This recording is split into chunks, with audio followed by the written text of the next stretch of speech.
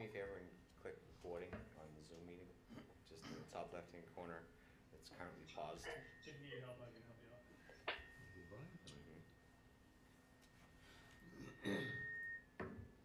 Just hit the play button. Perfect. And nope.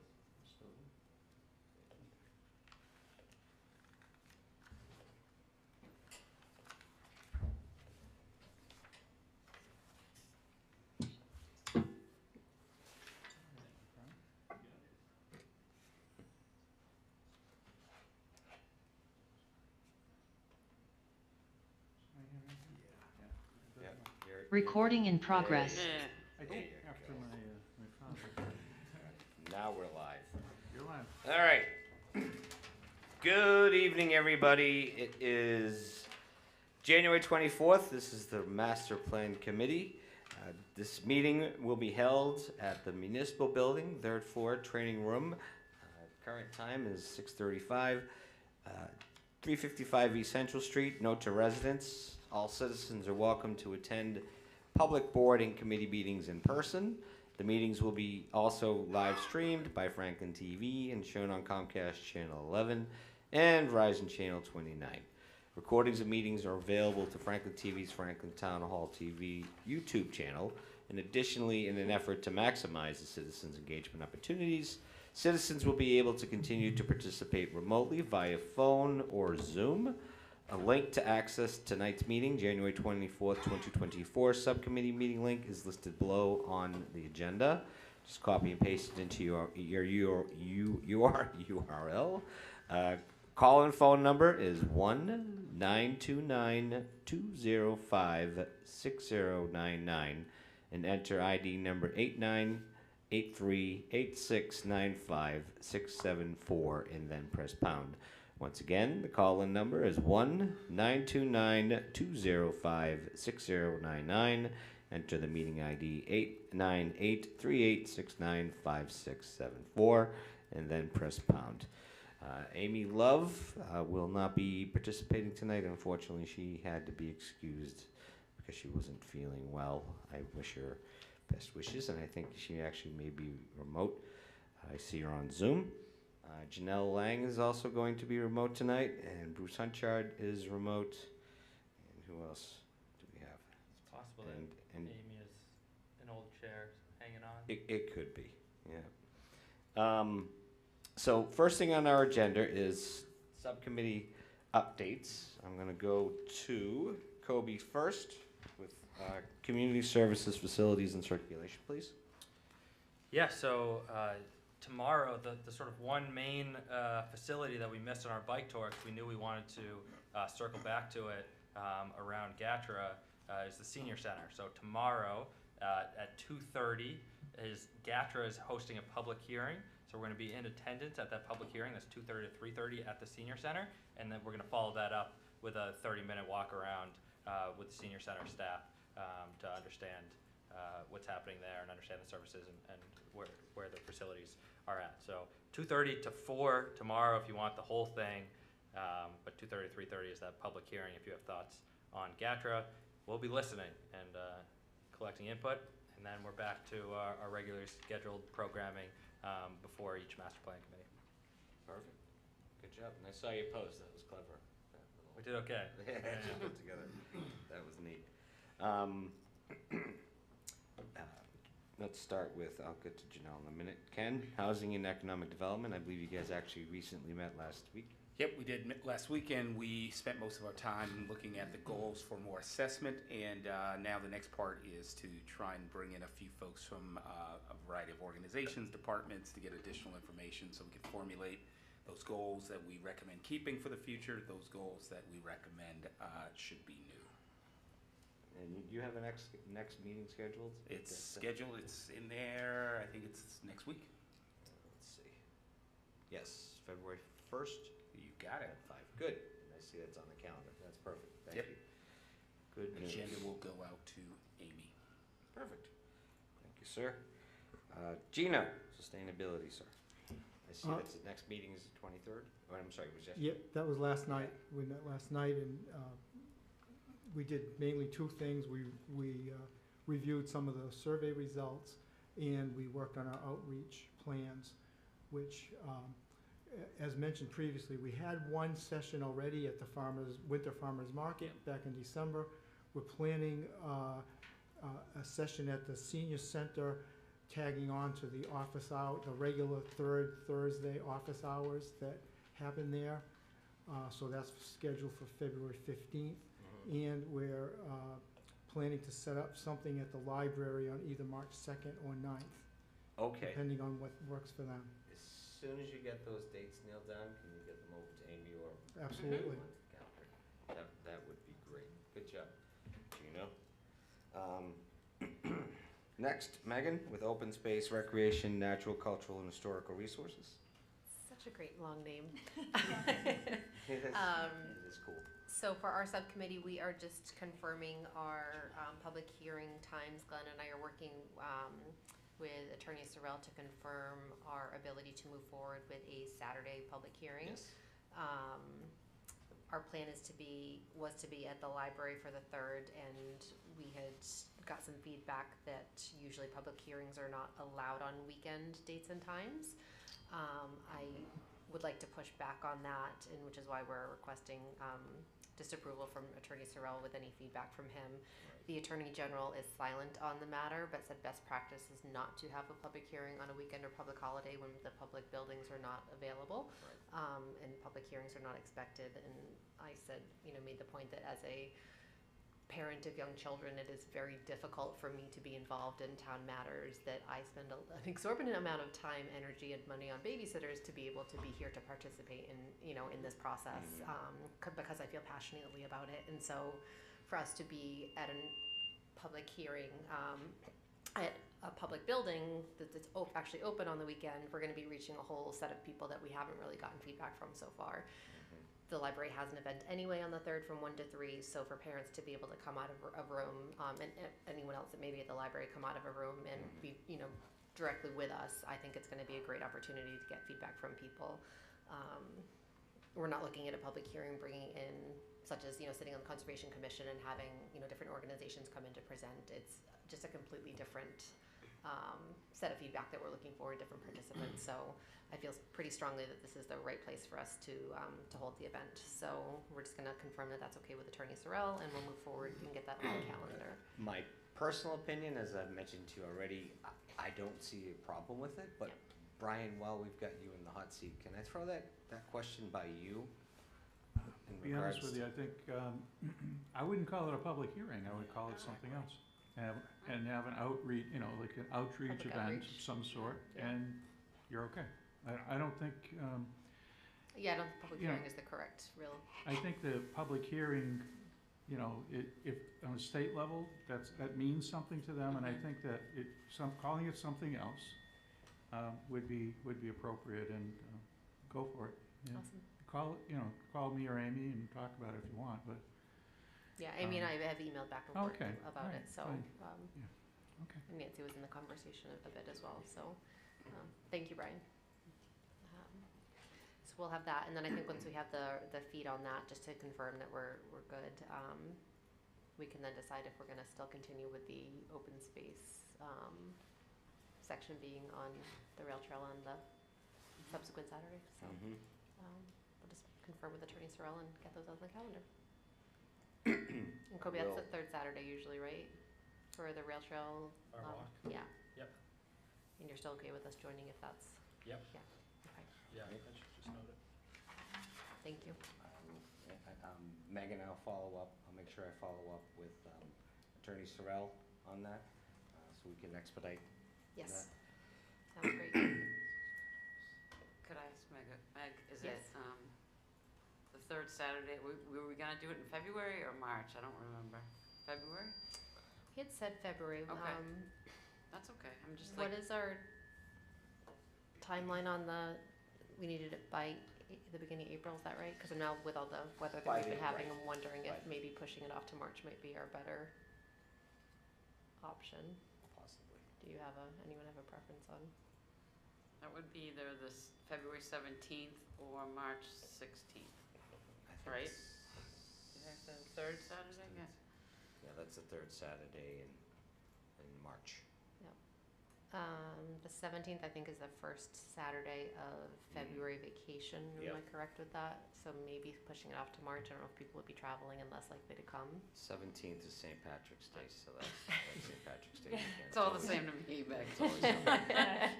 You So, pick what Whatever you works think. for you. Either or works for me. So, Gino, do you have any sort of?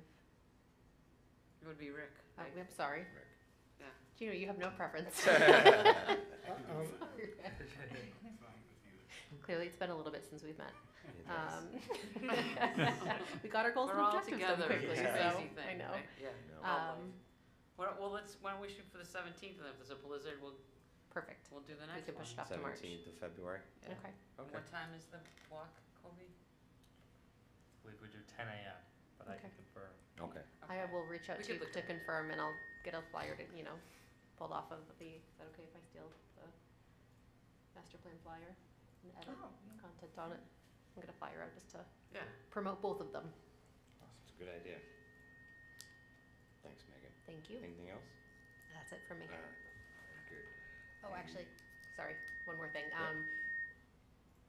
Rico, I confirmed that we have heard back for OSRP for the actual plan now. So Oh, she good. has some comments that she needs to get through.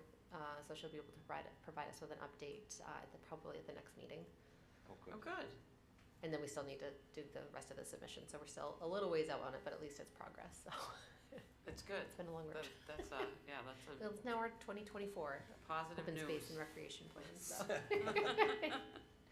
A lot of work went into that. a you lot of guys. work went into it. And So in regards to Meg's comment, and this is actually to everybody, I do want to thank everybody for the amount of time, the amount of effort that you put into this process, as well as all the other activities I know everyone participates in here in the community.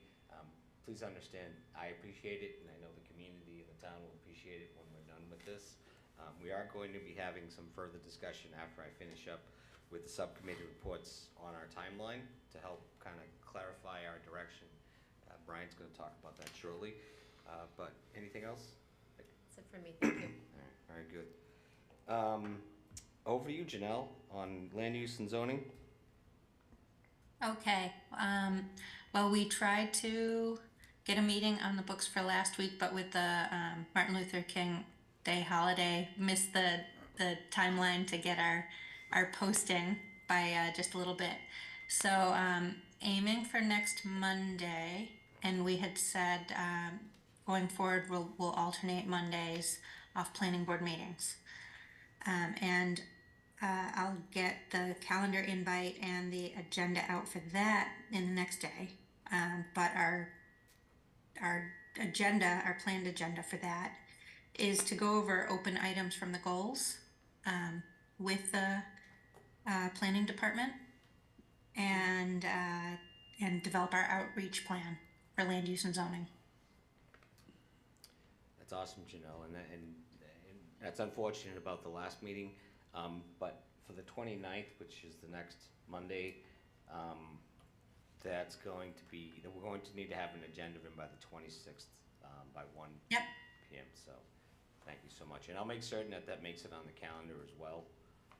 Okay. And just a quick, anything else in regards to land use and zoning? No. Okay. Again, a curious question I have. I've been sending out emails, I've been sending out calendar links and stuff. I'm just wondering if people have been receiving some emails and reminders recently. Has that been working effectively? Much better, at least much better than it was. At least with that, okay, good. One of my efforts, one of my goals this year is to improve my efforts on keeping communication smooth. I did actually have a question on It's that. one of my New Year's resolutions. Yes. It's a good one. Our February meetings, apologies if you just said them, I have them as the 7th and 14th, and not the 21st, or the calendar reflects the 21st. Yes, because that 14th, I believe that's a vacation week. I think that we moved I think we went the other way. date. We got a request for the, we We got an invite for the 21st. And vacation week is that 21st. Is that 21st? Yeah. 21st. I thought, yeah, last week I thought we Okay. decided that we We were gonna move it on Move it Valentine's to Day. Valentine's. Okay. All right. That's a misclarification on mine and Amy's part. Amy emailed me and said the 21st was the only day that we could actually get the town council chambers. So what I'll do is, I don't know if she's online. Brian, could you follow up with Amy if you could? And I'll shoot her an email as well and see if we can't possibly get the town council chambers for the 14th of February. It would only be finance committee, right? Mhm. Yeah, is it finance? Excuse me, Glenn, it's Jill Slankus. Hi, I could be mixed up too, because the dates were flopping around. I see Amy has her hand up, Yep. she can maybe clarify. Okay. Amy? Yes, thank you, Glenn. No, I thought at the last meeting we decided to do, February 14th. We Yep. originally had the 21st, but we said February 14th because I couldn't get the council chambers for the 21st. Yeah. And that's going to be the public outreach meeting on the 14th. Okay. It's And the just still, board agreed it's just that still on the calendar as on the the last 21st, meeting. so. Yeah, you sent So we are calendar booked invites for for the 21st. February Right, 'cause it- 14th. Yeah, all right, so let's change that All right, so right now.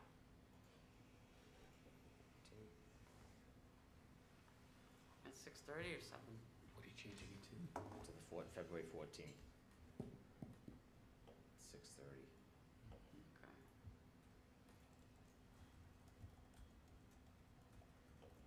Okay.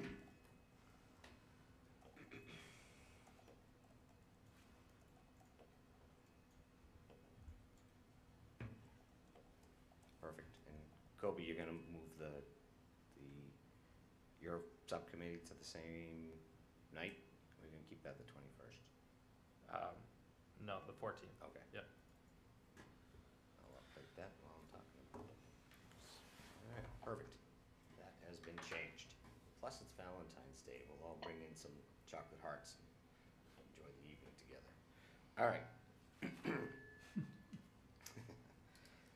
So with that, let's move on. Some subcommittee reports. Review the final draft of the inventory and assessment report. Now, everybody got an email from Amy last week. Did everyone get a link to see the revised INA report? Hopefully everyone had an opportunity to look through it. I have gone through it myself. There's a few things I want to bring up, but what I want to do is throw it over to Jill from Barrett.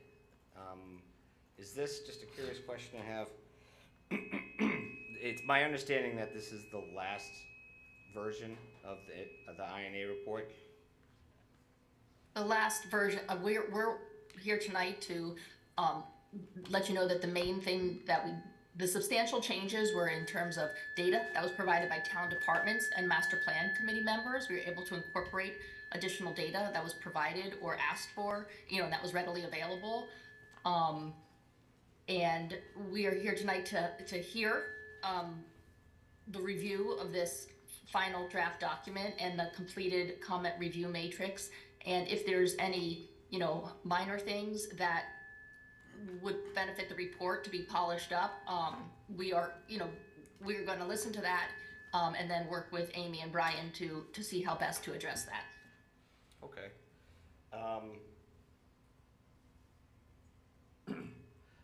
I'm gonna throw this out to the committee to look for any responses, if anyone has any specific questions, if they've had an opportunity to review this report, since it came out last week, if anyone has anything specific they'd like to address. I have a couple of things myself, but I'll wait until everyone else has an opportunity to speak. Gino? Yes, just a couple of very minor things, but just to polish it up, as she said, one of my suggestions was to correct the name of the brick school, which was done in the text portion of the report, but there's a table that lists it and it still uses the incorrect name, so it needs to be Do you know what corrected. table that was, Gino? Yeah, excuse me, through the chair, Yes, if I may. go ahead. Gina, that I'm glad you brought it up because the Community Preservation Act, or whatever table that is listed in, it does call it Red Brick School. So I was taking that from another source of information. I see, okay. That's fine then. And then the other one was that on I appreciate the clarification on the parking meter situation downtown by adding the note that there are now lots with paid meters. However, the sentence that lists the streets that have parking meters is still in there. I think you meant to delete it, but it's still in there, so that just would need to be deleted. What page is that, Jamie? Do you know? Just out of curiosity. Near the end, I think. Okay. But, on the pages, well, the pages are different now than they were on that matrix, so it's tough to say without looking at the report, but, I mean, I could find it if necessary, pretty I assume it's in the parking section? Yeah, exactly, yeah. Great. Good note.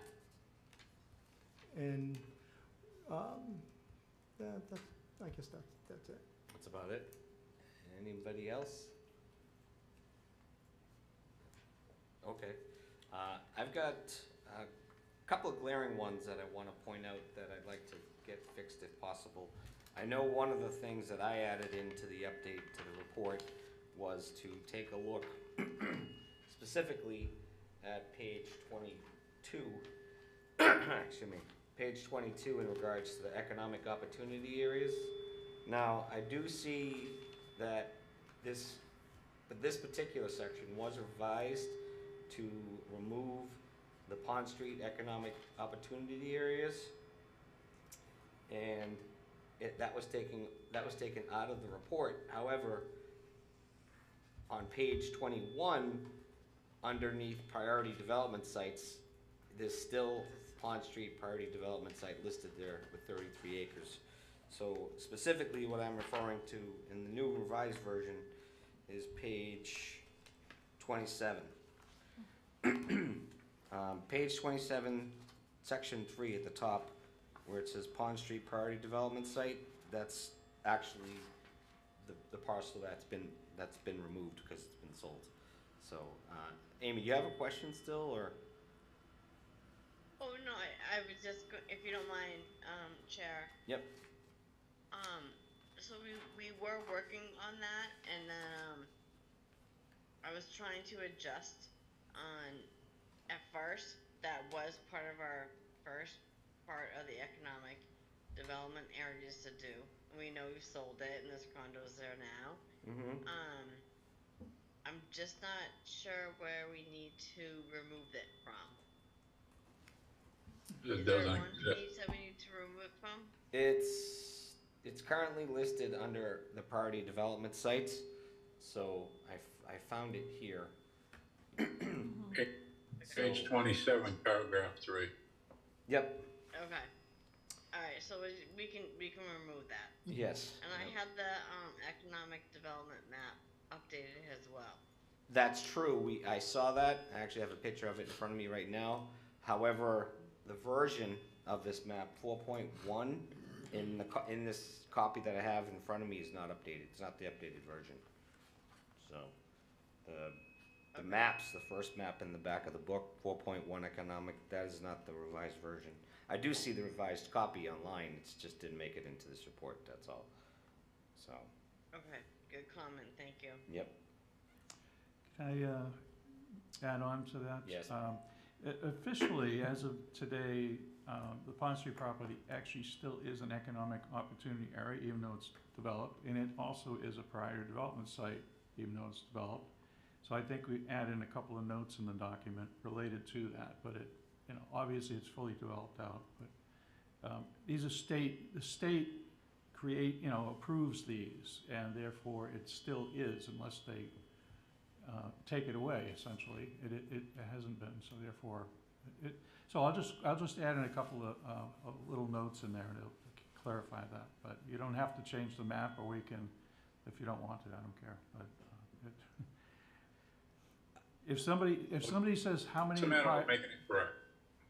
I'm What's sorry? the problem with making it correct? Well, exactly. That was going to be my question, Bruce. Is what's wrong with just simply? I mean, first of all, this is the master plan, and this is going to be a document that's going to be in existence for at least the next 10 years. Understood. It would only make sense to just kind of exclude it from this particular document. Maybe note that, say, on the website, or if anyone even asks. But as far as I'm concerned, it's kind of a moot point. That's fine. That, Okay. it doesn't really matter to me. I think the state has approved a certain amount of economic opportunity areas for the town. And therefore, that is our existing condition. Right. Even though it will never be developed for really what we want it to be developed for, it was an economic opportunity area. It still is. And it's also prior development site. But regardless, I'll do whatever the committee wants, but it Okay. just, Yeah, I think ideally, just to update, just to remove it from the list altogether in priority development sites, simply because this isn't something we plan on developing anyways, because it's just not feasible or possible to do it. So I think it's best removed and just noted someplace else. Brian, could I just comment on that? Yes. I think where Brian's coming from is, that area is zoned that, no different than if we had commercial property on 140 and someone develops it into residential. We just don't go say, well, we're gonna change the zoning because there's residential there now. That's a zoned area that, who knows? Well, that what- area is already zoned It's an for opportunity. commercial anyways, but this is just the economic opportunity areas overlay, and these maps reflect those areas, but it's just not a valid area that we would be purposing in the future ever. No, I understand, but to Brian's point, it's an opportunity zone. That's just the zoning, something else happens to be on the property, but the zone still exists. I think that's what Brian's trying to say. well, It's not a zone per se, it's an overlay. it's not a zoning district, Right. actually. It's not even a zoning overlay. Right. It's a different type of overlay. No need to reflect it, Stand to be corrected. so. Bruce, I'm sorry, did you have something else to say?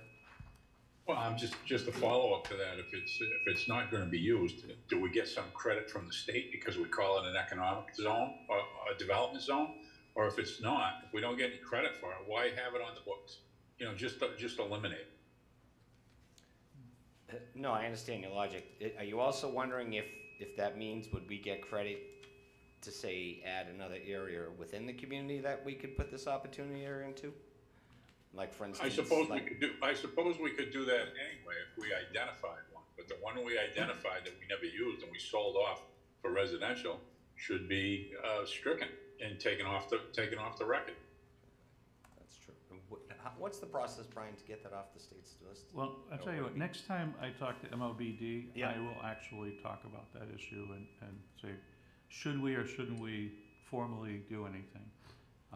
There was another economic opportunity area in town formed in 2006, and that has been decertified, so that's no longer one. So, I don't know. I'll talk with them about it. We'll see. Okay, that's fine. Thank you. Thanks, Brian. Thanks, Bruce. Thanks, Joe. I see the pictures that got updated, and I did notice many other things got updated as well. So, other than that one small thing, hold on one second. Sorry, Ken. That's about it. Ken? I forgot to mention this earlier.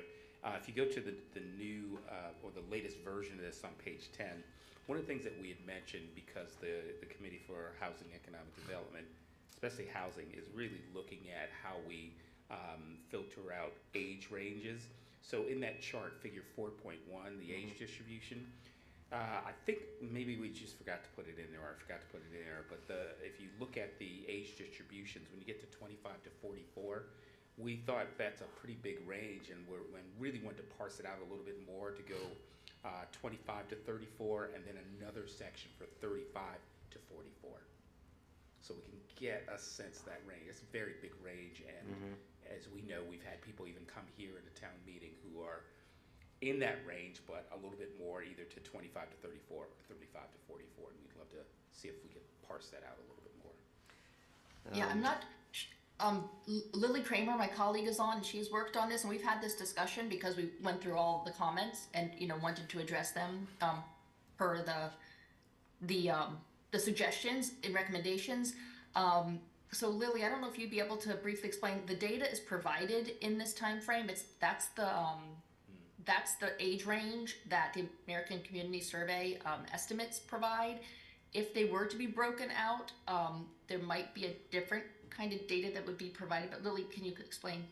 Yeah, so this is the available data for working for the labor force in Franklin. These are the age ranges that the American Community Survey provides. They don't break it out any more than that. The other option would be to do an age distribution of the entire population of town, but I think that's something that might be included already in the demographic section. So unfortunately, the available data does not break that down any further. Got it. Very good. Thank you very much. Amy, you have anything to say? Or actually, I apologize. Janelle had her hand up. Janelle? I just popped it up. I saw that in the community services and facilities, one of the comments was about information about the schools and projected enrollments and any that would have over enrollments, and the comment back was that this data was not available. But I know that as part of the redistricting analysis last year that is all available, and there's even a GIS story map with all of those projections per school. So not sure if it's possible to roll that in. Janelle, what page was that? I saw it in the comments. I'm not exactly sure what page we referenced it, but that was one of the comments, and the response back was that the data wasn't available. Okay.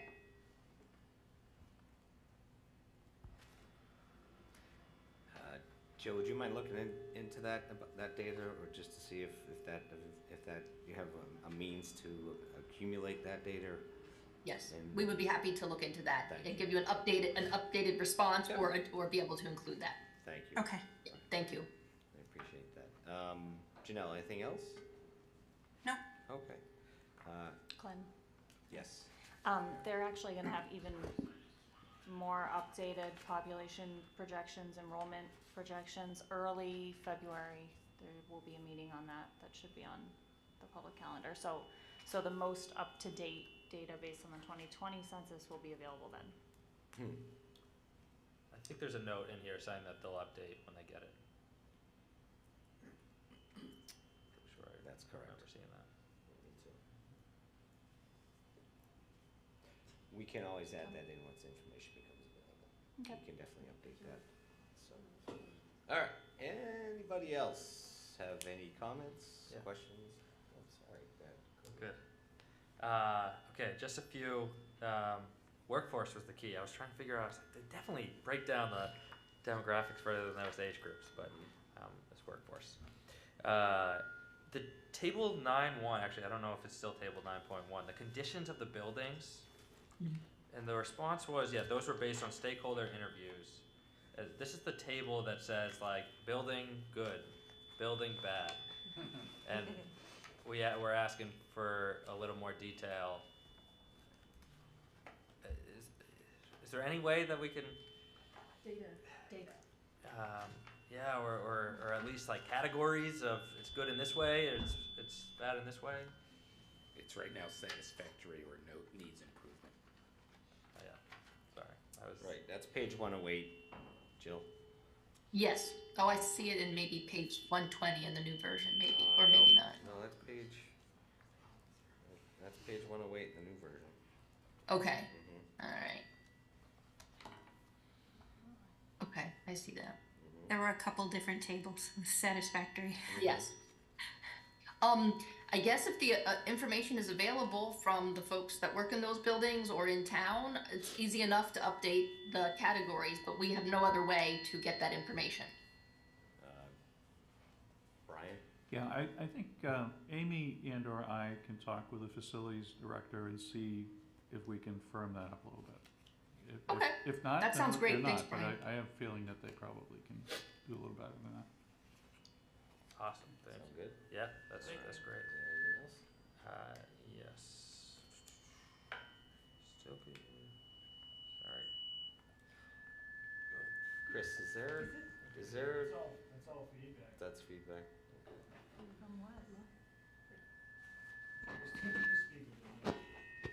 Yeah, too much going on here. All the Too computers. many microphones. Right. Maybe this is more a question for you, Brian.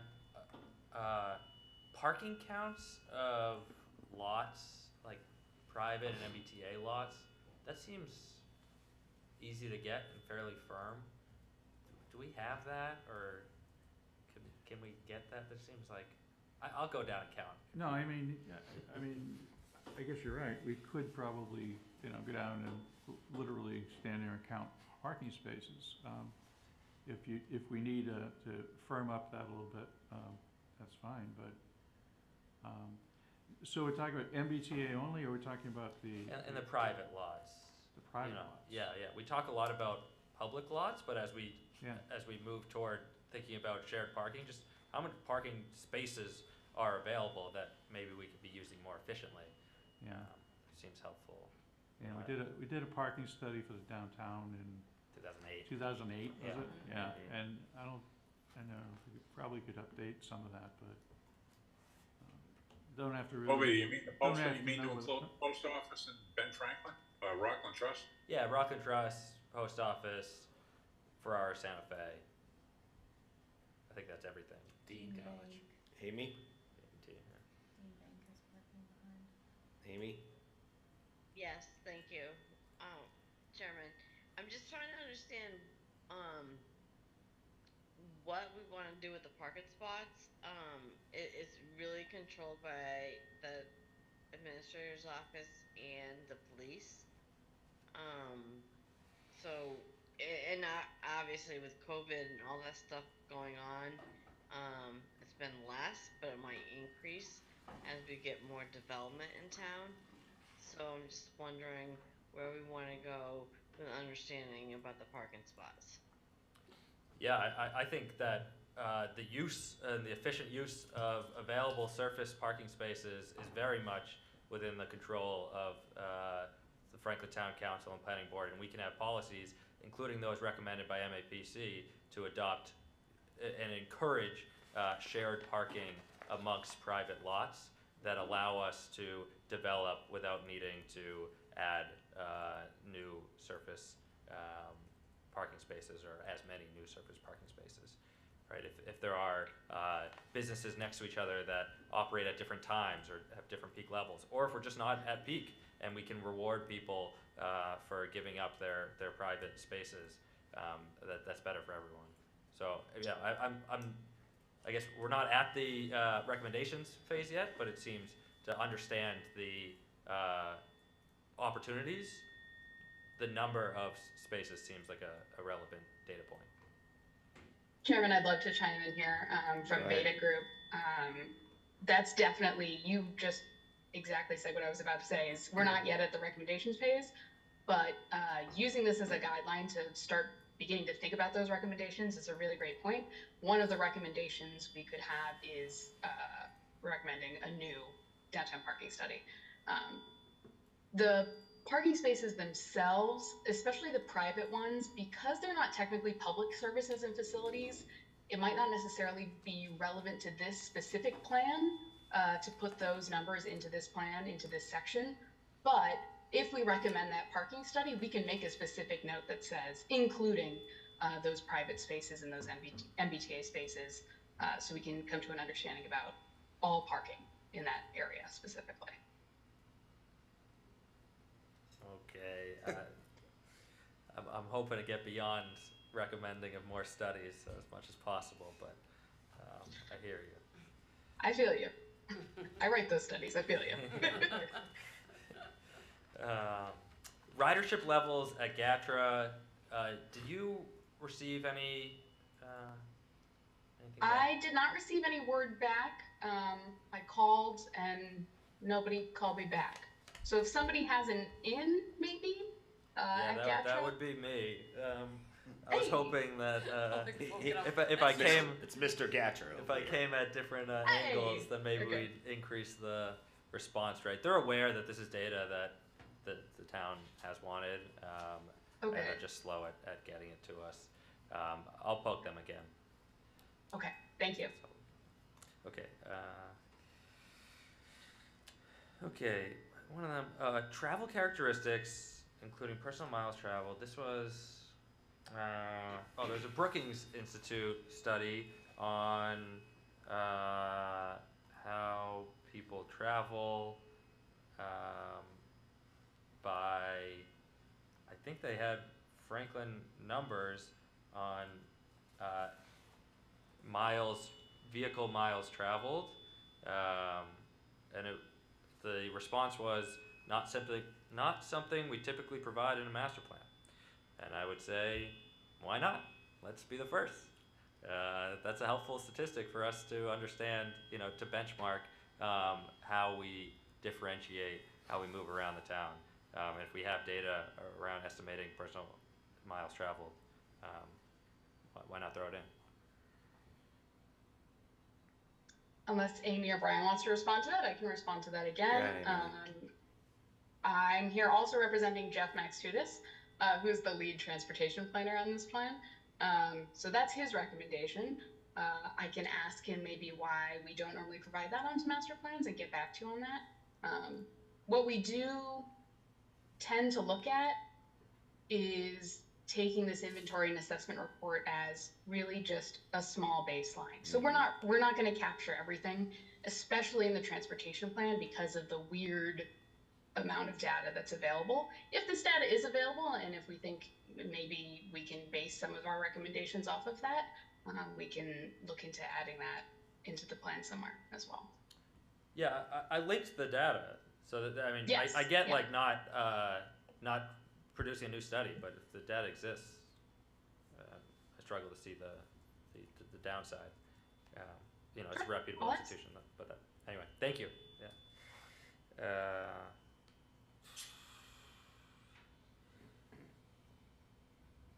Okay. I wanted to get back to this. There was include a partial map of tax revenue per area, and you said mentioned in the existing conditions and trends, EDC will add a reference. This is a map.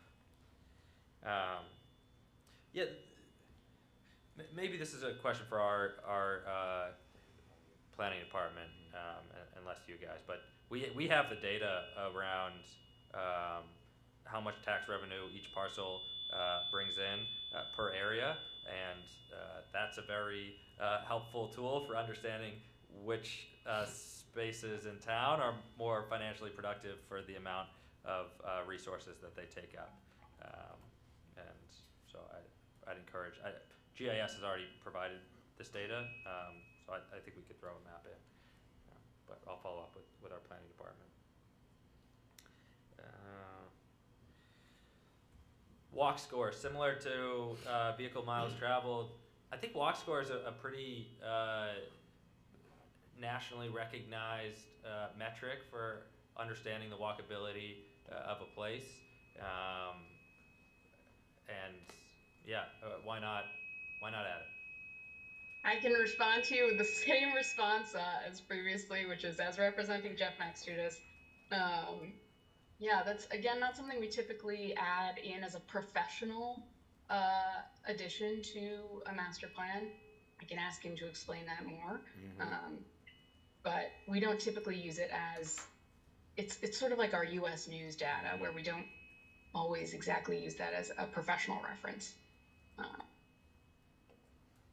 But I can ask. Yeah, I'd have the same response.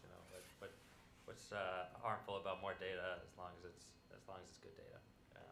Okay. All right, that's it for me. Thank you. Thank you. So, just as a reminder to the master plan committee as a whole, Bader and Ballard are under contract with us, and we have, I should say, a limited amount of budget and time to invest into the IMA report, and much of the questions questions we have tonight kind of have to be the final questions so that we can move on to the next step, which is going to be goals and policies. And then eventually we're going to get to implementation and then the final report. So, Jill, correct me if I'm wrong on that matter. No, I agree completely, Chair.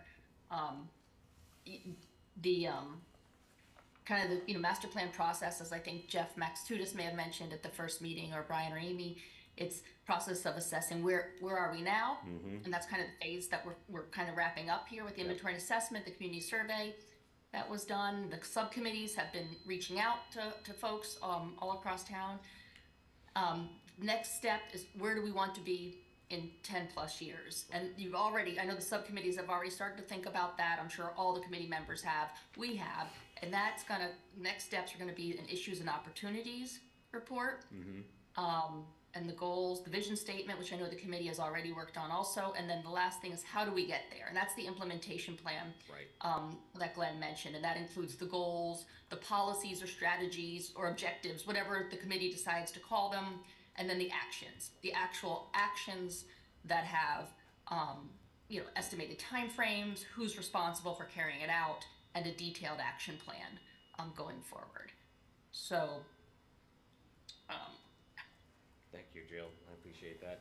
I think, as everyone can see, if you look at the front of the INA report, there is the introduction, community engagement, community visions and goals. Those parts still need to be completed. We actually did revise our mission statement, which is part of our community visions and goals for the committee. We're going to be adding that information in later. Jill, you all set? Or Yes. Emily, you have anything else in regards to that? Amy? Go ahead, Amy.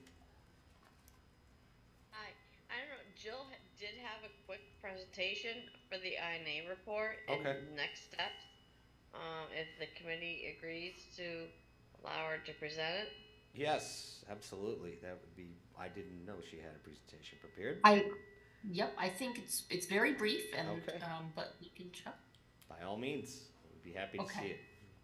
Am I a co-host or? I can make you a co-host. Yeah, Okay. Hold on right 1 second, Jill.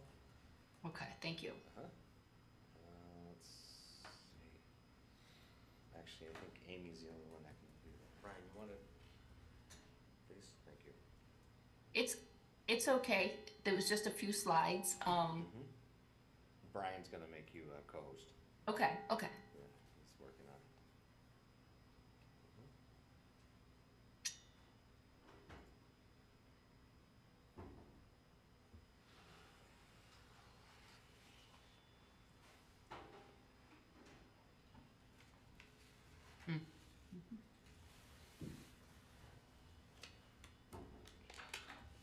Do co-host, Brian, not host. No, Huh?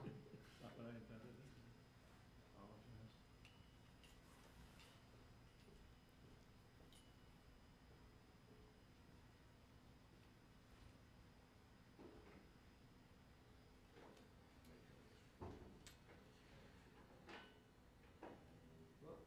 I know. Without a, Mouse, it's kind of tricky. without a mouse, I can't do anything. All right, so you should have.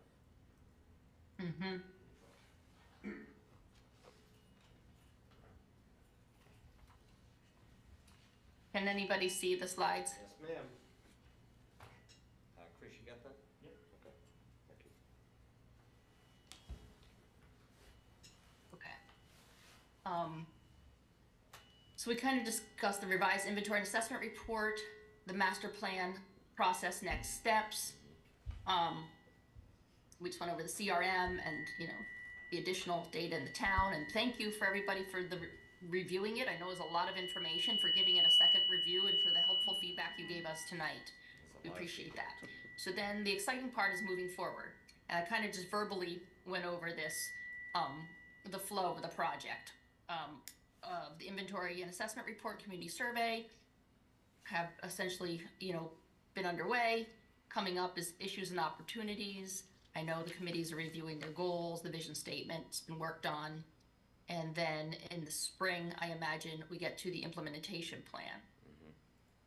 And then the only other slide I had was another item on the agenda that I'll let, the chair, the committee, or Brian be the lead on, and that's the upcoming public outreach meeting on February 14th. Mm-hmm. Thank you. You want to go to the next slide? Sure. Thank you. So, one of the things that we have planned, and I apologize for it not originally being changed to the 14th, but our first scheduled official public outreach hearing, or public hearing I should state, is scheduled for February 14th. We are going to be hosting that in the Town Council chambers. It's going to be a fairly well advertised opportunity for the public to come in and give their first initial input on both the INA report as well as any subcommittee objectives and goals that we've been covering, as well as their overall input. The public outreach meetings, which are upcoming overall schedule of the master plan, we're going to talk a little bit more about that. The plan progress to date, summary of community surveys, we'll get to that. Presentations, overview, issues and opportunities, and then the next steps. Now, as part of our next steps, this is a nice segue over to Brian, who has kindly, I'm gonna take you out of these slides, okay, Jill? Thank you. Bring it up right here. Brian, if you don't mind kindly touching base on the document that you've provided tonight, which is the updated plan development schedule, both for the consultant team, the town staff, us, the master plan committee, as well as the subcommittees. Sure. What is before you is it's just for just so you understand the basics of the timeline that remains, and so far we're halfway through the process basically, and starting last June, beginning of June of last year, you've done 7 months worth of work so far. Beta's done a lot of work, and most of it's the inventory assessment, diagnostics, which included interviews, stakeholder meetings, all different stuff, and we have the inventory and assessment report, of course, we just discussed tonight. During that period of time, we also did the survey, we did some advertising, we did a variety of flyers or whatever. So starting about right now, we will be speeding things up as far as what the subcommittees will be asked to do and what will be the planning department also. Beta has certain things to do, but they need our support to keep up with a vigorous schedule. So at your next meeting, I hope to be back here with a more detailed request for each of the committees, or at least, so we can actually keep up with what I hope Beta is able to do. Right now you're into what we're calling focusing. You're assessing the key issues that Beta has. Beta will be developing a key issues report, and after that is done, then we're going to get right into the visioning and the drafting goals, objectives, and then you have a draft implementation plan. So all of that's going to go very quickly over the next few months, and we'll need everybody's input, at that on a regular basis. We'll get down to the point where the Beta will be developing basically a preliminary draft master plan, and we're going to be going through the public hearing process and updating the documents based on input and also input from this committee. So to get it all done is going to take a lot of work and a lot of keeping on track. We'll get to a point where when we're out there in the middle of the summer that we will have public meetings, we'll have we'll have this committee meeting still, but a lot of it is going to be revising documents and things of that nature, and getting ready for the actual planning board and town council, which you're hoping, Glenn, I believe you're hoping to do that in September, right? That's correct. Yeah. I do have it currently listed for September 9th as a presentation final draft to the planning board, and September 18th is a final presentation of the draft to the town council. Now, it has come to my attention through the town administrator that if we need to push it into October, we have those dates available, but I really don't want to go any further than October. I don't, unless everyone disagrees with me, I don't see any real need to go any further than that. The need will be apparent as we get closer. Well, that's true, we'll find We're out, I gonna guess. go to A lot's gonna depend on what the next 3 months has. Right. Because I think, and I don't know if it's been made too clear yet, but the implementation process, the list that I gave to everybody at the beginning of this process of what each subcommittee was responsible for, goals, objectives, kind of reviewing, revising each specific content area. Ultimately, once we finish the process of updating the goals and objectives, and we ultimately get as much public input in regards to those goals and objectives, is we have to sit down and now kind of refine those goals and objectives and those ideas and input that we get from the public. There are basically two big things that we have to do. One, we have to kind of say to ourselves, of these goals, which ones are actually fiduciary possible? Can we actually physically and financially actually afford to do some of these goals in the long term? And then also, which part of these goals are goals that we might have to either whittle down a little bit, or maybe even have to do away with based on the fact that we can't meet all of the goals and objectives that we are hoping for. But once that's all kind of refined and those decisions have been made, we have to go into the process that is the implementation process, where we actually have to sit down, and it's my understanding, Brian, it can be a lengthy process to actually sit down and come up with ideas as to how we're going to accomplish these goals and put them into an the implementation portion of this plan. Oh, no. Okay. No, I can't wait to tell Brian to do everything. So, am I And wrong? Chairman, if I may add Yes. one thing, Go I think right you ahead. outlined the process really well, and part of that part, when we get to the implementation plan and the specified action items, it's beneficial, and I'm sure you know this, I'm sure Brian and Amy know this, but just to build in the time, late spring, summer, to kind of air those proposed actions out with the folks that are designated to carry them out one day, whether it's, town administration, fire, police. So it's that takes a little time, but it's really beneficial to get the input from the town departments, organizations that are identified as like the lead responsibility to carry certain things out. I understand that. And Jill, if you don't mind me asking, these are questions that have come up that have been posed to me through various committee members in regards to one of the difficulties we've had kind of from the start of this process is where do we go, where do we need to be, when do we need to be there, and what are the specific dates and timeline that we need to be following. In other words, we really need to have kind of some concrete deadlines to meet these specific goals and objectives that we're looking to accomplish. And this particular layout for this calendar right here is very helpful. But Kobe, would you mind kind of bringing up what you talked about?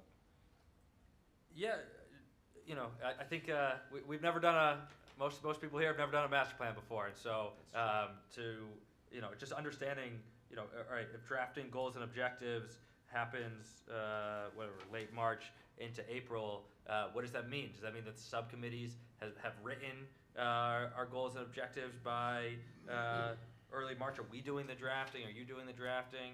Are there a certain number of hearings that we should have had before then? Do we draft the hearings and then go out and have do we draft the goals and objectives and then go out and have a hearing at the subcommittee level before coming back? Do we meet as a master plan as a whole and compare our goals and objectives at some point in this phase? Any specifics you have on what we should be doing, specifically the subcommittee chairs, so that we can be, holding ourselves accountable to meet your timeline. Okay, I appreciate that feedback. That helps me definitely understand, and as somebody who likes to check things off lists and follow a plan, I completely understand. We can work on building out more detail to the thing. I think the timeline that Amy and Brian provided is super helpful. And maybe we can take another look at it and see if we can back in, from certain things, back in some specific tasks that would help give some clarity to the subcommittees. That would be great.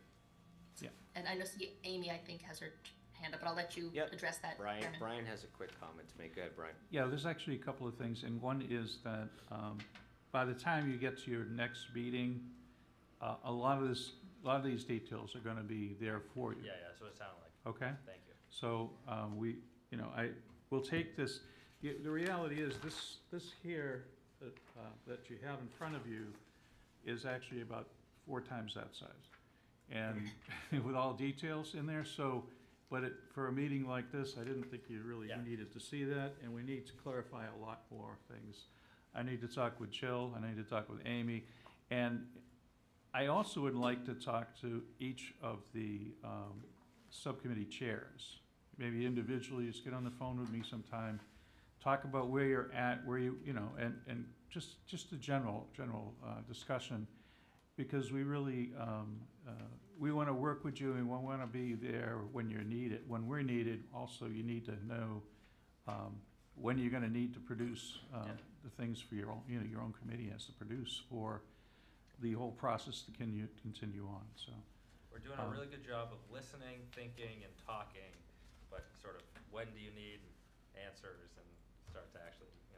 And I think the different committees are all at different stages a little bit on the outreach and things of that nature. So I really would like to talk to everybody about it, and maybe we can,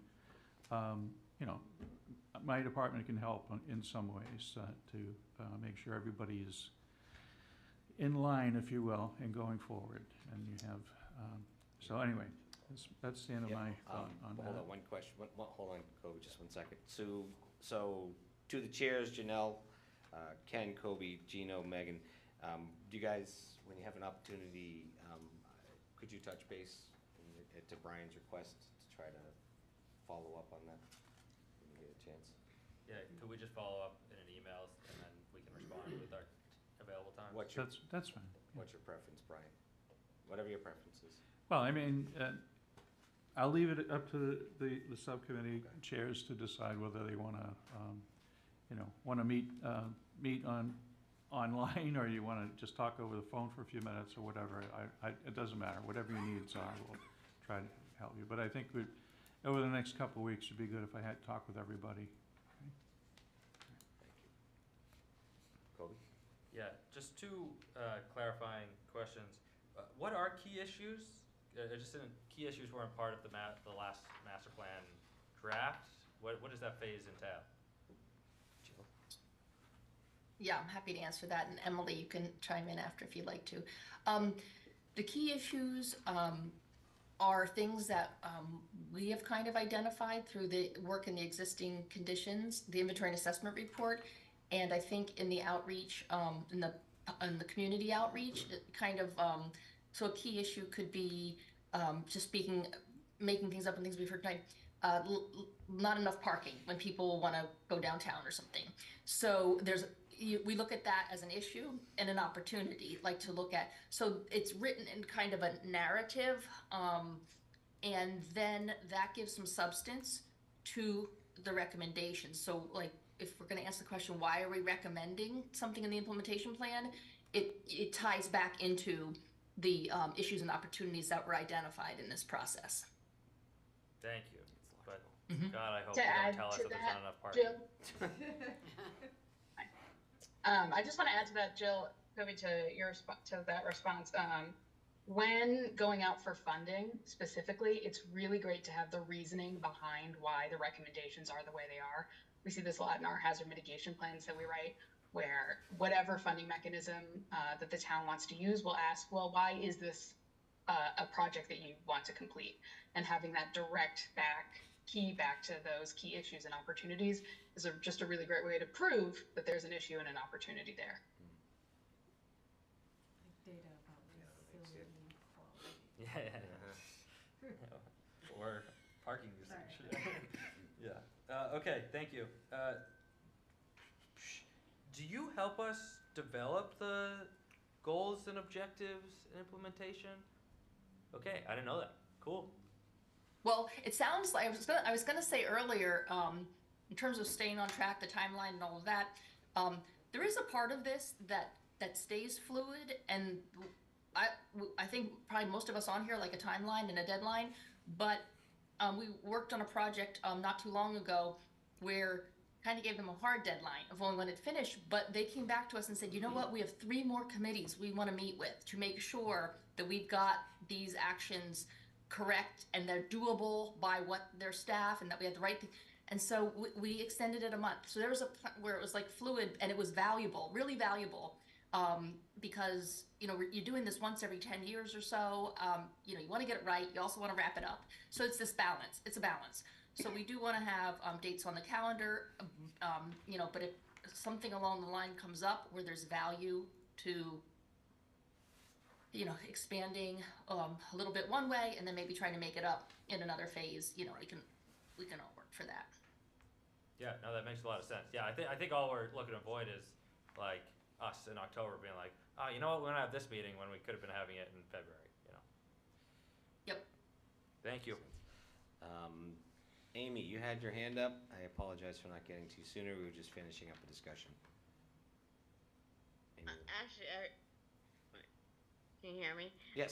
Actually, everything that I was going to say has kind of already been discussed about the timeline that Brian and I have been working on the timeline, in the goals, and trying to put together a monthly schedule for each of the subcommittees, master planning committees, as well. We're working with Beta and Barrett to put together the whole entire timeline. I don't know. I'm sorry, I wasn't there tonight because I'm sick. Understand. But that we're gonna have a full timeline out that would hopefully kind of guide all the subcommittees in the master plan committee to move forward. Perfect. Thank you, Amy. All right. Brian, anything else? No. Okay. This is great. This is a very positive step forward. This is great communications. I'm very pleased. I'm looking forward to seeing the big picture kind of drawn out. We have more deadlines, so everyone has at least a clear picture on where they're going and where they need to be when they need to be there. I think that's a great thing. With that being said,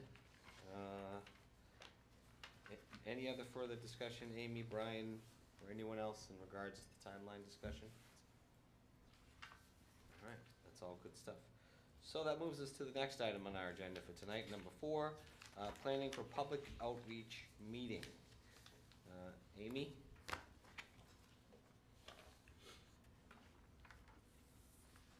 Chairman, you put it together. Actually, I might defer to Brian, but did put together with Jill and Jeff on kind of our point of the meeting is to kind of update them where we're at, what we've done, and then the next steps. Just trying to kind of put a presentation together on those opportunities that are coming up. Okay. And And Jill, if you we'll wanna have elaborate more of that further. information at our next scheduled meeting? Is that the next date that you're talking about? February 7th? Yeah, we have, Yeah, we'll have by sorry, February I can 7th, take for a February second. 14th. Yeah, so we have a meeting on the 7th. Yes. We have a lot of work to do for the 7th, obviously. I know that Jill has been talking, emailing with Amy and I about, what do we want that meeting to entail? And I think that she did come up with a list of items, a suggested items to have on the agenda essentially. But we want to make sure we leave plenty of time for the public to comment and provide input. We don't want to overwhelm everybody presenting, 100 pages of anything. We want to make sure that it is very important to get out, to have the opportunity for the public to comment. Each of the subcommittees, doing your own thing is good, but having the whole committee at a meeting for that purpose. Basically, we'll look at the schedule of the master plan very quickly, progress up to date.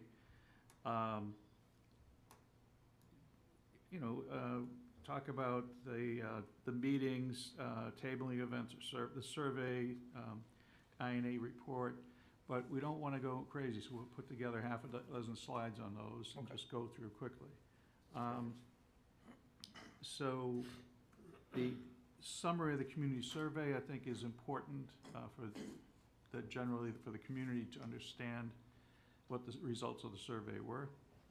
So we would have a little bit at least on that, and then talk about next steps on everything, but then open to the public for comment on the specifics of, I don't know, and that's where we want to talk about with the committee, how open do you want to be? Do you want to ask specific questions to the people that are in the audience? Do you, and I guess, I could really use some input on that. I'll come back at the next meeting and talk about it. It won't take, to change slides and do things that are not a big deal, over the We're next very week. fortunate to have an individual who's actually gone through a plan portion and public outreach. What was your general approach towards approaching the public? Because you couldn't throw everything at them at once. You guys actually broke it up into, how many public hearings, 3 or 4? We had 3 public hearings and then a final presentation.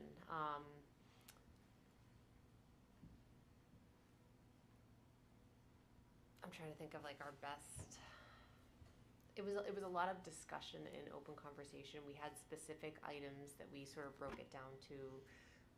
We're going to be the public knew, like, we're going to be covering X, Y, and Z at this public hearing, and then we're going to be discussing A, B, and Z at this public hearing, so that they could pick and choose which ones really most interested them. We kept it same high level as far as the content that we reviewed, and then really opened a lot of time open for discussion and questions and ideas. And So you had, for all intents and purposes, say 9 large topics that you broke up into 3 correct segments of 3, and then you could provide enough time for at least a relative discussion in regards to those items. That's logical. Exactly. And then our last was sort of an overview of what the actual plan looked like at the end, which is kind of what we're looking like at the end as well. And there was surprisingly less discussion at that one, but which was, I think, good though, because then it showed the input that was received was relevant input and included in the plan, and people felt comfortable with that. So. Just out of curiosity, how did you guys divvy up the topics? That's a good question. Bricolai really kind of helped to guide us in that direction. Sort of what made sense of putting different groups together, for just a bit of logic. Okay. It's not really great. I can certainly touch base with Bricolai and kind of get a little bit more of her input as to what more thought process went behind it, but she presented the plan, and we just felt it was logical, so okay, went forward with that. I think in a sense, like Bricolai, we're probably going to be requesting the planning department and Bader and Barrett to kind of give us those specific topics at specific times to focus on. I mean, we could ultimately make a decision, but I think it would probably be best for those who are versed in these public hearings to kind of give us some input. What do you think, Brian? I think we could, based on me catching up a little bit here on everything, I'm looking at notes that say public hearing or public meeting on different, and I know we really didn't need to finalize very soon how many this whole committee is going to have for public hearings and public meetings. And I mean, this is a great group of people that could put on each of its agendas, each of its regular meetings, a public input portion. It could do a lot of different things, or the subcommittees can do their own public outreach and do their own thing. When the open space plan was done, I've done 5 of them, I think, already. There is a very set process in which the state puts out a workbook on how to do this, and it's very good. But you really, each community is to decide who they want to meet with, how often they want to meet with them, and everything. And I think that's a Bricolage did put together a good process specific for the committee, the commission, and the process, and it went very well. You can do what you want to do. You can decide that you want to have a series of public hearings by the whole committee here, and put them on the calendar, and Amy and I will work them all out, and you can decide what subject matter is going to be on each one, or you can do it with the subcommittees that you're doing, and doing it that way. Either way, one of the reasons I like to talk to the co-chairs is because I want to make sure that that we do reach out to the specific organizations and individuals, the key people that we need to get input from each of the different categories of the subcommittees, if you essentially. And that's probably best left to those subcommittees anyways. It'd be kind of a larger chunk to chew at the whole master plan committee. Jen? Through the chair, maybe to Brian or Amy, but a part of the assessment phase is stakeholder meetings, which you guys identify tens of stakeholders to interview for information gathering. But is there any sort of feedback loop through this process in terms of not just listening, but then coming back to that same stakeholder group and sharing kind of a summarization of findings or what we heard, and then closing the loop with how those kind of summarized thoughts are then incorporated into the master plan update to kind of continue the engagement process throughout, or is it with all of these sort of a one and done, almost like an information gathering session? What is the follow-up? Where is there opportunity for that before this gets published? Maybe it's to everybody, but. Yeah, I'm not sure how best to handle it. I do know, obviously, we will come out with a public draft of a document, and we want everybody to provide input at that time. But in advance of that, maybe we take a certain element that has been developed, and we're ready to, not quite ready to go public with it. Maybe we run it by the key players in that category of, for instance, under, public services and facilities, obviously a good example. Having an element that has been created for that purpose, reviewed by the people that know most about it, is very, makes a lot of sense, obviously. I think, I don't know, economic development can, economic development committee, if you will, maybe they want to look at the economic development section of the document and give comment to the subcommittee. So I think those are things that we can, each committees can do their own thing. There's subcommittees on sustainability, that any number of ways that you can do this, but I think it's up. We're leaving it flexible with the subcommittees, and that's one of the reasons I'm saying I want to talk to everybody is to make sure that you're comfortable doing what you're doing, and we can, because the town staff can help, and we can help you direct this the process and keep you going forward. So, but anyway, so I think what you're saying, it makes a lot of sense. Beta interviewed a certain amount of town staff. They interviewed a lot of stakeholders.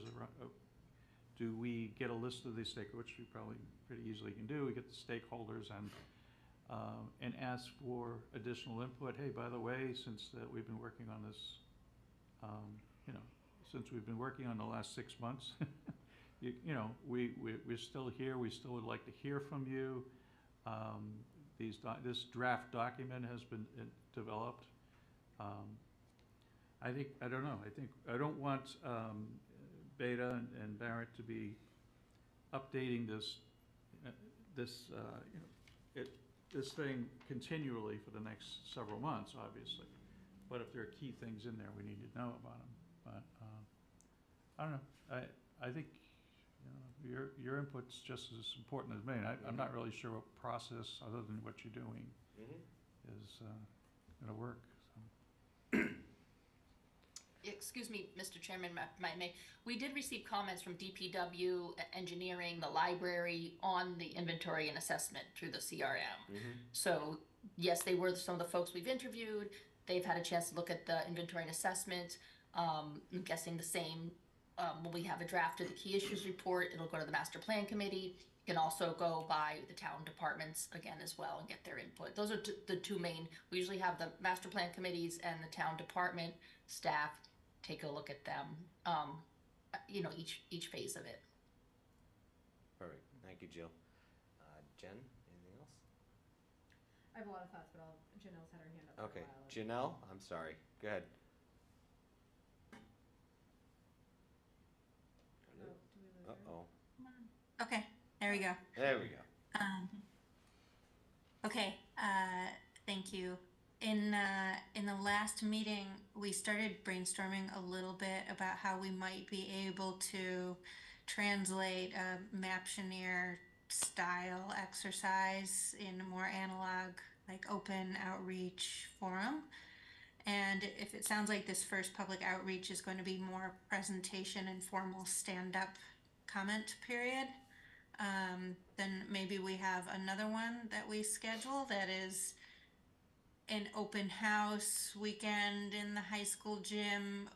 All of our subcommittees have different stations with activities at them, right? It's where it is sort of drop-in, interactive. We have maps that people can put stickies on.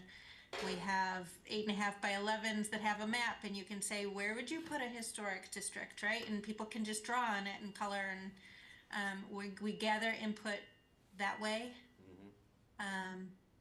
That could be a way to engage, sort of have all of us there. So if there is a question about one section of the master plan, then we can direct people across the room. That could be a way to gather input in that fun, interactive way that's very different from the survey and very different from a council chambers comment period. Workshop. Yeah, kind of right. Yeah. Workshop. That's a very great idea. I like it. Janelle. That's clever. Anything else? No, I just want to make sure that idea wasn't lost because it's been brought up a couple times. Yeah, No, that's good. thank you, Janelle, because I was, before yielded the floor, that's what I was gonna bring up, is there a way to, we also talked about intentionally reaching groups of people that we may not have reached with the online survey, and I've found that the best way to engage with stakeholders is to meet them where they're at. So is there a way that we can have one kind of agenda type format or workshop where, maybe there's a massive site plan or plan of the entire town that is more of an interactive exercise to get feedback, but we're going to, the monthly LGBTQ plus meeting and someone's going there, a couple people are going there, or they're like, we find all these kind of social engagements and meet people where they're at. Because if we only offer something at one time in one place, then we risk also just still missing a whole significant group of the population. But if we do sort of the same exercise at different times to intentionally reach people on a Saturday who aren't otherwise available after, at 6 p.m. on a weeknight, because it's a horrible time for anyone with small children, then we might be able to be more strategic in getting more diverse perspectives and input, but doing it in more of a workshop format. And also, again, I don't know what our budget is, but incentivizing people to come when we do this on like campuses. I know we can't afford pizza for the entire town of Camp Franklin, but if we say, or maybe we get people to donate, like, you know, in exchange for an idea, you get a slice of pizza. It sounds corny, but like, people will do anything for like free stuff or free food, even if it's snacks or, I don't know, snacks, cupcakes, I don't know, something. Could get donated if we can incentivize sort of a workshop or participation, or like the first 50 people there get X, Y, and Z, then I think we'll see an increase in numbers and something a lot more enticing and dynamic than, no offense, but just like going to kind of a public hearing and being presented at. Yeah. Fair. That's a fair statement, and definitely something we need to continue brainstorming and come up with ideas. I completely agree with you. I think us making our efforts to reach out to the public where they live and where they are in some capacity, and for whatever is at the best convenience of the individuals. I mean, I do have to stress to everybody here that these ideas are valid, they're significant. I think we should follow through with many of them. I do want to stress, however, that the timeline is going to get compressed really, really quickly. As Brian mentioned earlier, there's going to be a lot of things and a lot of moving parts at once. One of the things that I think may be a logical thing to do is for each subcommittee, as part of their next subcommittee meetings, to come up with specific things that they may be able to present at an open house.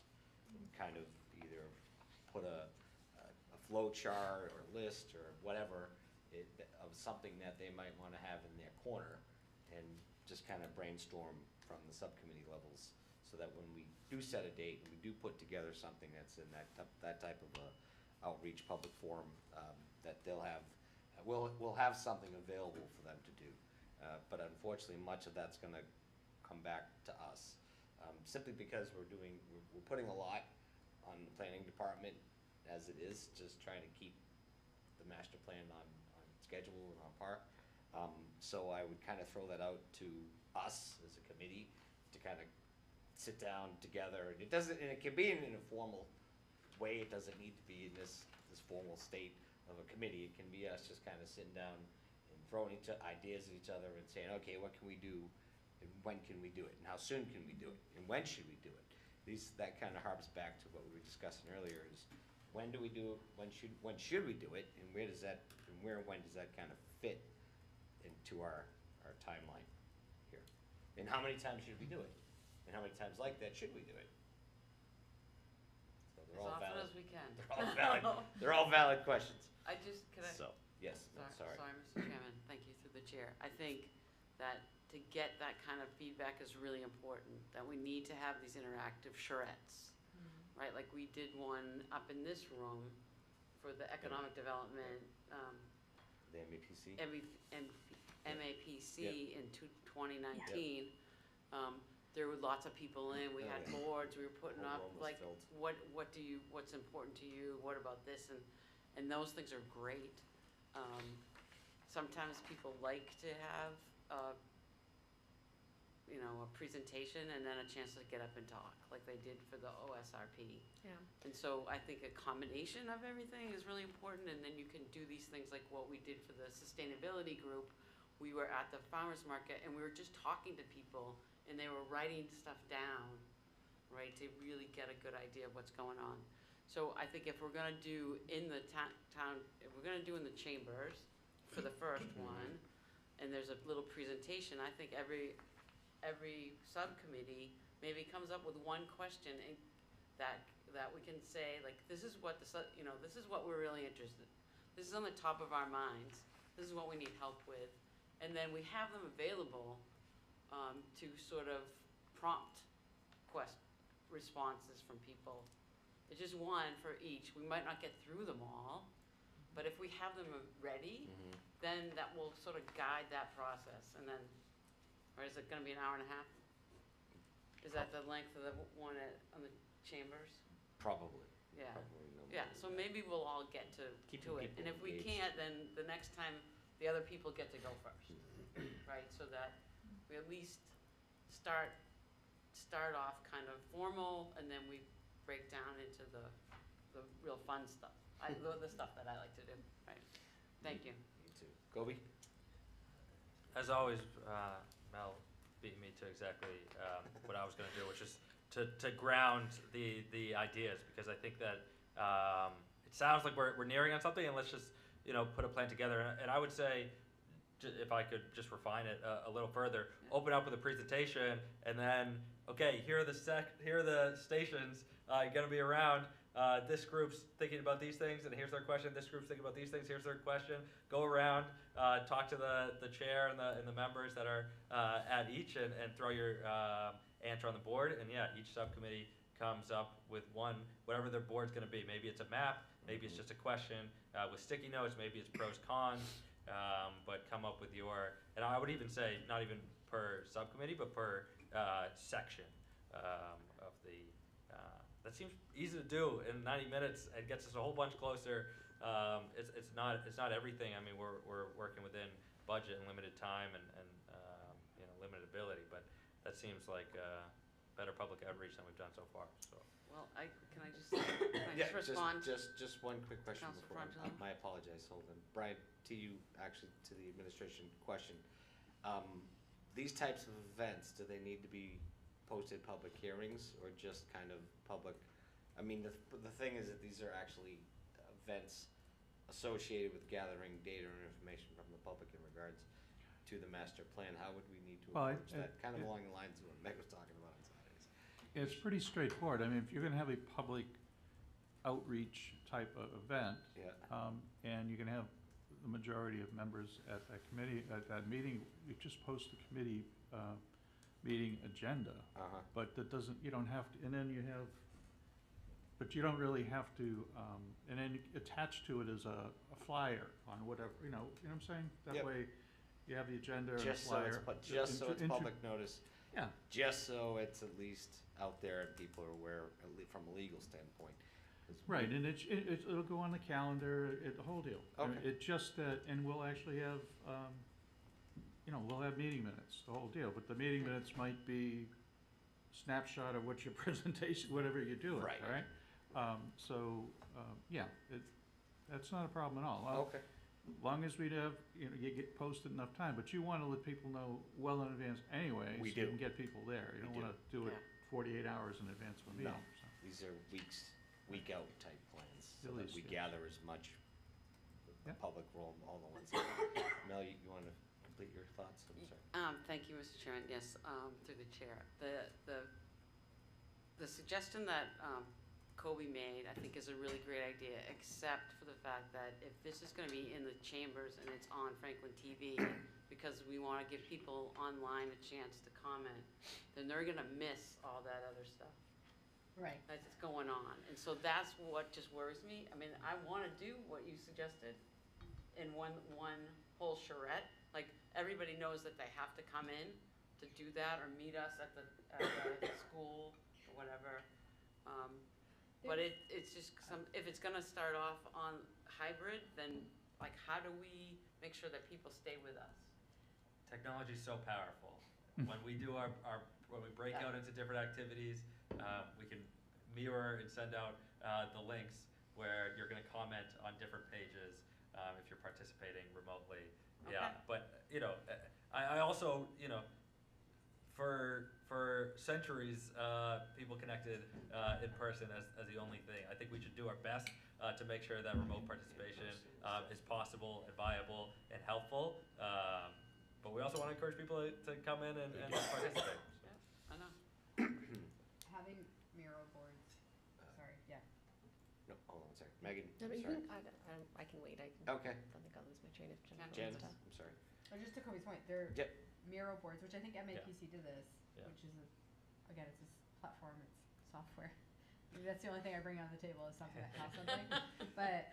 And it's a live living document, so there's remote participation, there's even participation when you have the chance to do it.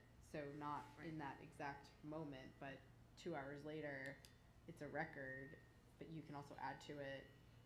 So it's a constant sort of living document, but it's a way to have all these charrettes, but online. Yeah. But anyway, sorry. Yeah, Go ahead. that's, Sorry, Megan. No, we have, at the school, we have a thing called Cahoots, which is an interactive thing that the kids do on their phones. And it's quite literally just an online link, and people will answer a survey question, or you can even turn it into a game where people are clicking on things on your phone. And I mean, Cahoots is a very similar learning thing that we use. It's a tool for people to interact, and they don't even have to really be there. They can actually pull it up on their phones or on their computers and make a survey answer or even put input in remotely. So these are all tools that are available to us. It's just kind of coming up with the ideas, putting the ideas all into one bowl, and then kind of refining what it is we really want to do, and then implementing it. These are all clever ideas. It just, we are talking about a time frame here. We want to kind of narrow down when, where, and how sooner than later. Only because it's late. It's actually the end of January, and we kind of want to get moving on some of these things as soon as we can. So if everybody would take an opportunity at their side to come up with some ideas, we can definitely throw that together. Go ahead. Okay. Mel, did you want to say something? Okay. Go ahead. So even if we can't and don't have budget for additional software, I feel like it would be easy enough even just in the chat to say, if we have our questions ahead of time, someone can type in these are the questions, and people can within the chat just put in their Right. comments to it. Yeah, it would be, I think it'd be easy enough to do that and still, allow people, even if they're not hearing other people's feedback, still the chance to give their feedback. I think what we need to, looking back at OSRP and what made that so successful, is that we did break it down into these little snippets, and whether or not it was common sense to kind of put these things together. People going into it saw the agenda, they were quite clear what we were going to discuss in those meetings. So I think we're bringing together all of these different sections together. I would say the average person in town is not going to understand the full process of everything that we're looking at. And if we want them to be prepared to come for discussion and even give them incentive to come, We need I to think narrow it down. whether or not we narrow it down or just give them a clear, like, these are the topics that we're gonna be discussing and having, and you will have the opportunity to, like, let's list out the sections, you can come and these are the sections that we're looking at and where you'll be able to give input, so people really know what to expect and they, are prepared to come for this conversation, and maybe it just gives them the incentive to come for that conversation because they see a Because topic that that they're one's- interested in. Right. That makes sense. I'm sorry, Ken? Excuse me, Chair. Yes. Lynn. Sorry, Ken. And Brian, if you're there, so I'm not sure in all the conversation of outreach if we were focusing on the February 14th or if we were talking in general, but Beta Group and Barra, we were planning or thinking for the February 14th, that as part of that presentation, as Brian said, we'd keep some of the other items like lighter, go through them without overwhelming people.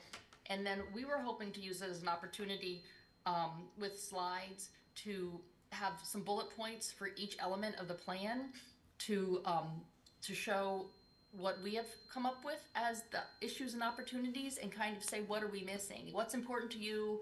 What are we missing? And get feedback like that while it's still like in a very draft form.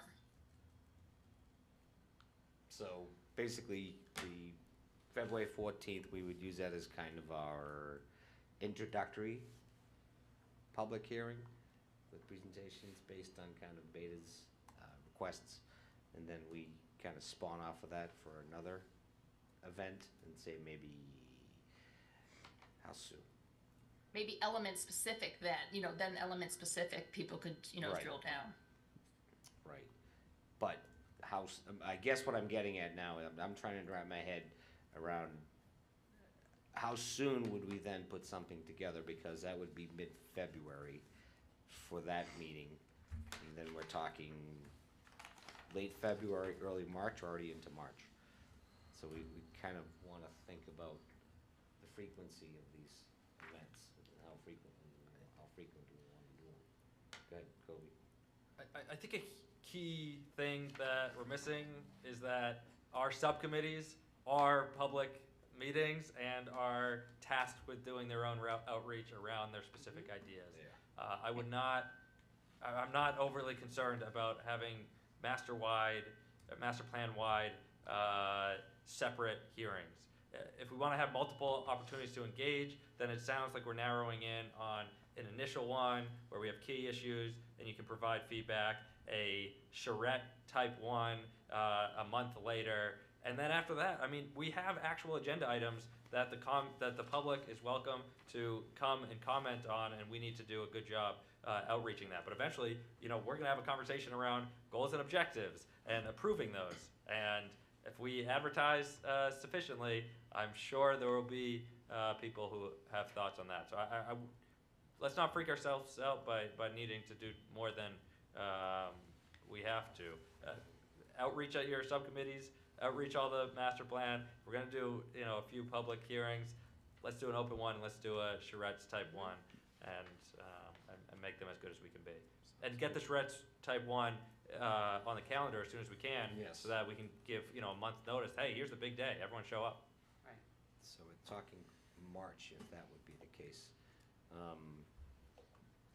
And for all intents and purposes, folks, it could be a weekend. It could be, I really don't have an issue with doing things on Saturdays. Or it could just be one of our scheduled meetings in February, whether it would be the 6th of March, which is currently is kind of is open.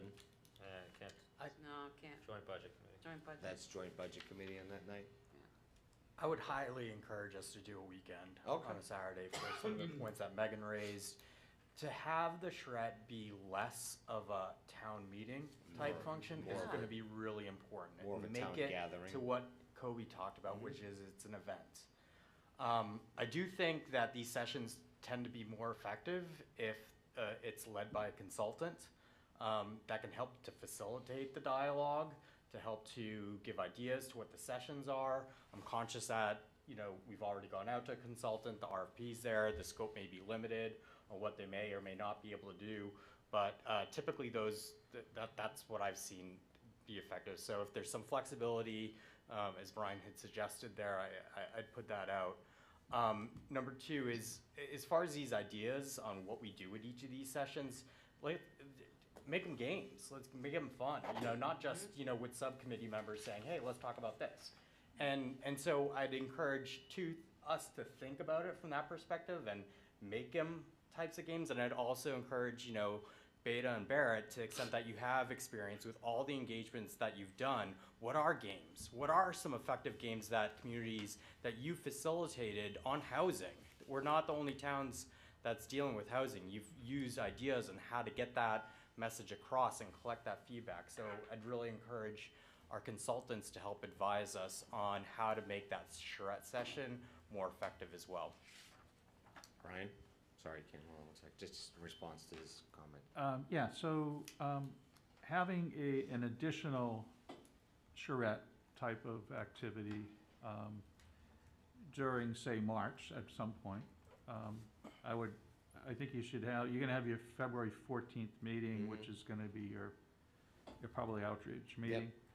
And you really need to have a March 6th meeting, and maybe at that meeting you are finalizing plans for that charrette, if you will, which would be later in the month. It's up to you, but what was the one you said that there's another meeting? We've got March 6th, I mean 6th. Yep, March 6th and March 20th. Yeah. All right, so what I'm gonna suggest is that you give us some time to talk with Jill and others, at Bader and Barrett, and just, we'll come back to you at the next meeting to talk about specifics. If you can identify a date for a charrette that's ideal, then that's great. March 23rd. Well, no, I was gonna say the 16th. That's halfway between, it's. Aaron and I are not available on the 16th. Okay. Yeah, I'm not available, unfortunately. Yeah, there's a lot of people that aren't gonna That's be here. St. Patrick's Day. All right, well, that pushes us to the 23rd. The only reason is it just seems. I'm sorry? In March? Oh, sorry, February, March. okay. Yeah, March. Yeah, March never has a vacation. Oh. I know, I'm a teacher. It's the one month, yeah. If only. In March. Still in spring break. So, all right, well, that's the general consensus is the 23rd. So if we want to look at then when just after you guys get your feedback, we'll plan on it. And that will give us some time and an opportunity to actually, A, come up with a valid location to do it at, and B, allow the subcommittees an opportunity to generate their questions, and B, get feedback from Bader and Barrett on their opinion on what would be useful things to do as well. So it'll give us some time, and for all intents and purposes, it would probably be one of our, knock on wood, largest events if we publicize it correctly. So, It'll be fun. That's gonna be fun. it'll be A lot Ken, of fun. You know, a lot of times these things, master plans, strategic plans, everything else, and they can be really incoherent and incohesive, bunch of sections of things that are put together. You know, I want to really urge us, we did a lot of work on a mission statement and a vision statement, and really to have people, and the mission statement and the vision statement, I think, are really good at giving people an opportunity to tie this together. It's got a lot of squishy words in it that give people some opportunity. Inclusive, community, vibrant, pluralistic, innovative, sustainable, residents of all ages. I mean, there's a lot there where you can just work off of that, and the subcommittees can work off of those kinds of things that are there. Second thing too, I've seen something that's worked really well where folks are given a quantity of money, and they're able to, in effect, vote with their money in these spaces on the ideas that are presented. Because there is a level, there's this other coherent thing too, that's, well, cohesive thing too that exists called scarcity. You know, we know that in the final analysis, this is about scarcity, this is about limited resources, and we should put people in a position where they've got to make some decisions about some of these ideas and these concepts. How much does inclusion cost you?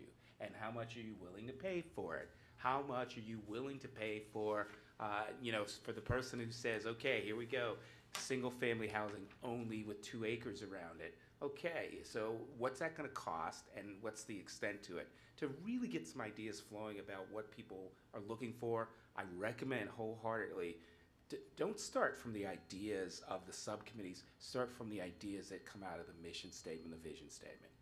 And it'll help us make sure that when it's time, we dovetail those aspects of the subsections and the subcommittees into those ideas that, quite frankly, they're going to come up with the same sort of ideas, but you know, we'll just see how it's expressed and put together in this way that keeps it all coherent and cohesive.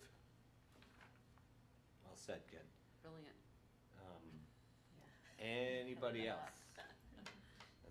It's a good statement. No, it's great. I mean, I didn't know you were an it's- economist. it's- That's all I was It's thinking. like, great, it's Monopoly great, money it's or great to have something, that, or like it's I great love- to I have love that spiral back. I mean, we talk a lot about data. I'm a person who says data looks back, it doesn't look forward.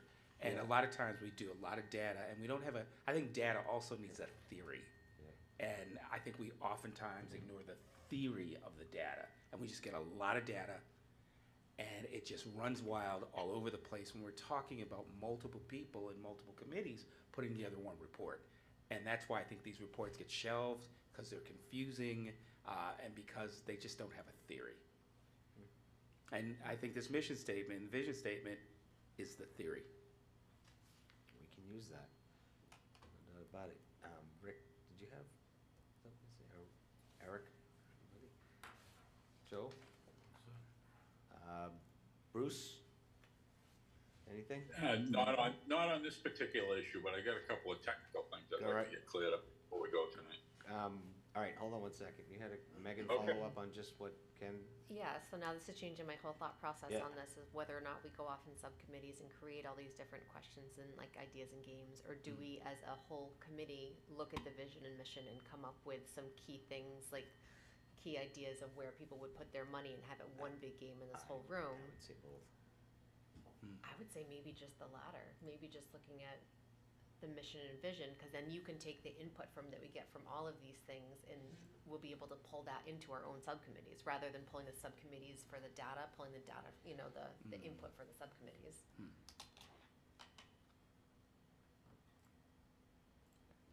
Did I lose you? Maybe a little. I would love to empower our consultants and planning staff to help lead and Yes. present an idea of how this could work based on the thoughts and ideas that they've heard today. I don't know. Kick that can down the road. Yeah, no, it's By not, the it's chair. not, it's not kicking the can down the road, it's a valid No, comment. this is Jill. I threw the chair, Go ahead, Jill. please.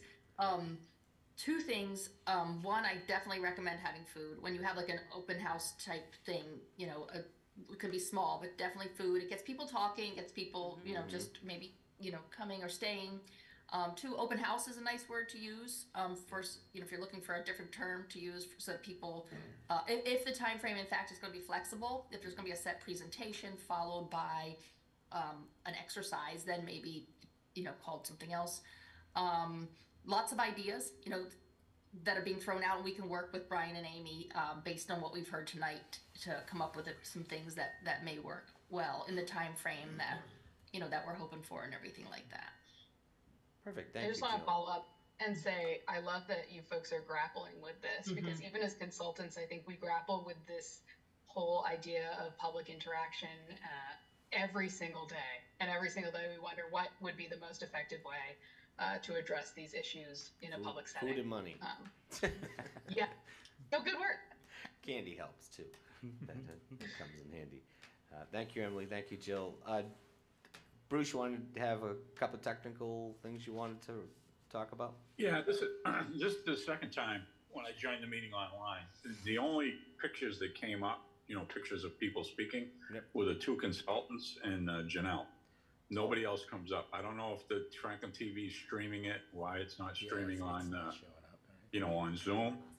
Maybe it doesn't happen that way. I don't know, but I was always under the impression that they did it. I know you're probably not using the owl. They're probably using a picture, but you know, anybody that talked, I mean, I know who most of the people's voices are, so that's one thing. But the other thing I just wanted to mention, I was looking at your agenda, and it says that they'll be shown on Comcast Channel 11.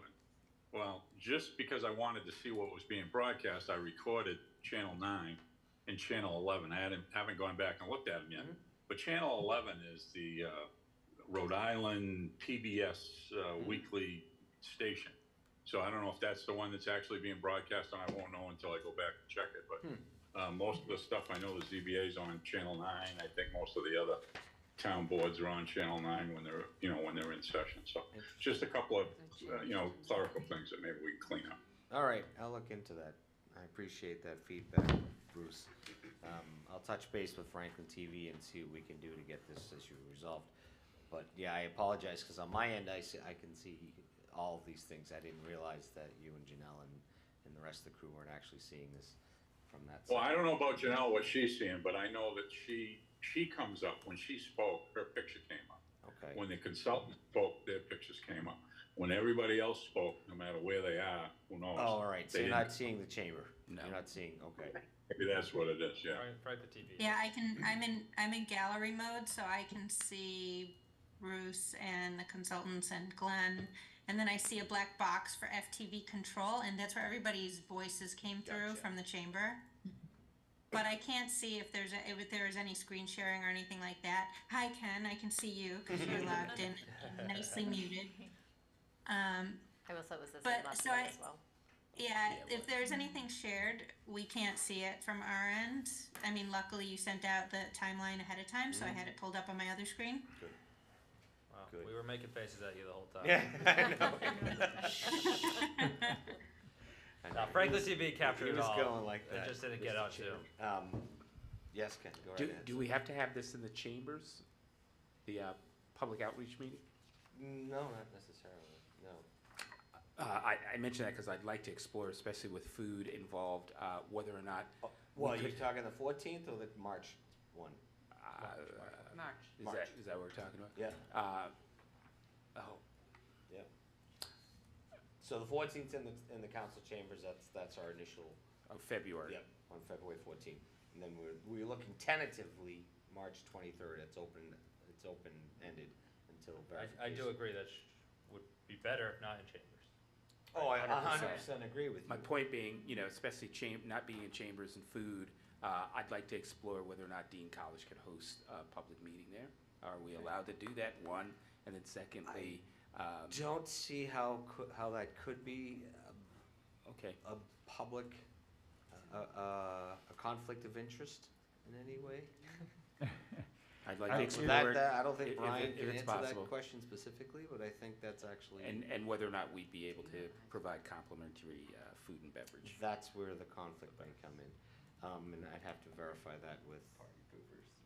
No, no, I'm not being a party pooper. As someone who knows a lot of lawyers and actually Yeah. was, Yep, yep. they're killjoys, Brian? just so you know. Well, before Ken came on scene, I tried to do another public meeting several years ago. And the answer was yes, and then next thing I know, I got an email that said I had to sign a liability thing for us to hold the meeting. So as long as liability issues are okay over there, and you're going to provide food to the public and not necessarily Specific to the event. specific individuals, Right. then fine. Yeah, I mean, that sounds. Or anyone who walks into the space. Well, that's really You know, ultimately. in part, I'd like my students to be able to come and engage this a little bit too. That's ultimately Yes. what the goal is. Right. Is this As to well as be- the town, and I'd like to as- show up a As little it was bit. stated earlier, this would be a grand open house per se. Show And that would be. Well, no, I'm messing around there. I don't have an issue with it. Well, perhaps we can talk, well, I don't know if we're allowed to do that. What? But I'd like to explore, maybe at the next meeting, I can, propose something. I don't have a problem with it. This is a Yeah, committee. Ken, when we talk as a subcommittee meeting, All right. we'll talk about that also. Okay. How's that? That sounds good. Great. I'll just add a reason not to have our open house on the 16th is because that's deemed spring break. Oh. Wait, Oh, we said the February 23rd. 16th? We're thinking, 23rd. we're thinking of the 23rd, Janelle. March. Right, so, but I know it was a little bit back and Oh, forth, so right. let's say not the 16th. Right, March 23rd. I know there's lots of other people I that think can't make it, but that's a big reason That's why tentative. we can't do it that Yeah, day. that's tentative until we get that nailed down through Brian and the rest of the crew. All right. Good stuff. I like it. This is a very productive meeting. All right. That's pretty much covers everything with the planning of the public outreach meetings. We've had quite a discussion about agendas and quite a bit of dialogue. Brian, I want to thank you for coming on board and helping us out tonight. Amy, I really do hope you feel better. And then I hope you're back to work as soon as possible because you're a key part of this equation. I got a lot piling up for you. We miss you, I know. Does anyone have any further questions, comments, or discussions before I bring the meeting to an adjourn? Janelle, Bruce, Amy? All set, Mr. Chairman. All right, well, Motion in that, to Motion to adjourn. in that case, I'll put it out. Second. All in favor? Do I have to call? Aye. Yes. Roll hold on. call. Roll call. Hold on, Oh. I gotta do Bruce, Janelle and Yes. Bruce. Megan, Yes. Gino, Yes. Rick, Yes. Janelle, Yes? Eric, Yes. Jen, Yes. Joe, Yeah. Eric, did I say Eric? I'll yes it again. Erin, Yes. Ken. Yes. I don't even have to I voted finish because twice. it's already a majority, but I'll just keep going. Keep going. Clerk, yes. Vice Chair, Yes. Chair. Yes, That was unanimous. great job, everybody. Love everyone. Thank you, everybody. Good night. Good night. Recording stopped. Glenn, I'll explore it. And, I mean, if we can. No, it's great, it's great. And I could have pizza. I mean, if I'm allowed to have pizza. Well, it's great. I love Yes, I know.